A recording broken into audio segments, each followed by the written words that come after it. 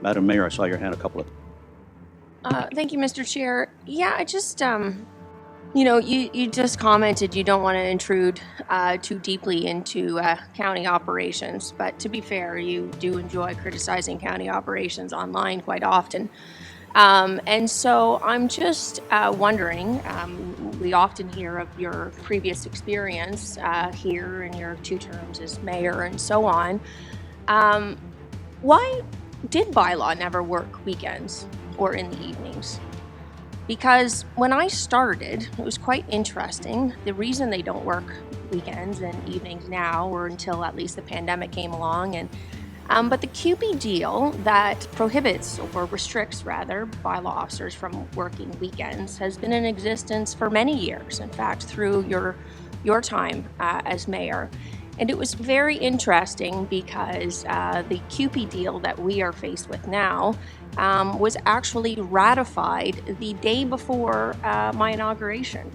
And so we were given a deal that now lasts for the 4 years through my term with no ability really to change that. So I'm just curious, as 2 members that have sat around this table for many years, why did, particularly in a cottage area like we have, a seasonal area where noise complaints do most often come in on the weekends, we seem to be quite critical of bylaw here, but why were they never working weekends? Well, that's a good question. You've been there for 2 years, and I asked you the same question. Why haven't you changed it? But saying that... Because the contract was ratified. I'm saying that. You can't change saying that the QP we can't deal. go back and change things in the past. Why did it not get changed?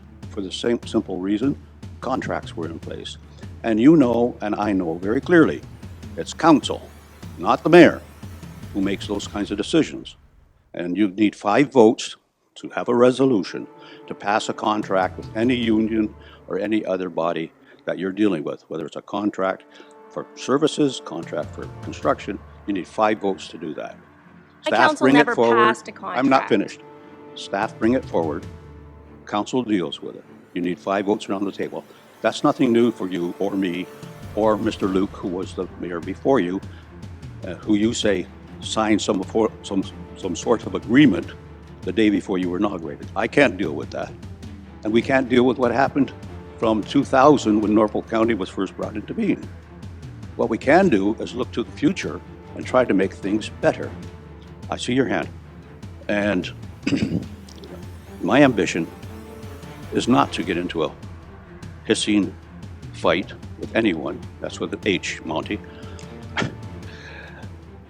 My ambition is to move the agenda forward, hopefully in a collaborative fashion with Norfolk County staff as partners. I saw your hand. Mr. Travale, given that this is going to be reported in, I'm sure... Mr. Chair, please. In the Simcoe Reformer, in terms of working collaboratively, I couldn't agree with you more. But these constant attacks on myself online, on your Twitter profile, make it very difficult to work collaboratively in this environment. What I do personally on my personal account is no one's other business, including yourself. Having said that, I have full respect for the office of mayor. And I've said that to you in an email, and I'll share that email if you wish. I have full respect for the uniform of the officer. I was raised that way in the military. Don't roll your eyes. That's the way I was raised. So I have respect for the office of the mayor. I was the mayor. I have full respect for Mr. Luke, who was the mayor. I have full respect for you as the mayor. But don't get personal. If you want the media to cover the story other than what we're here today to cover, let's do that.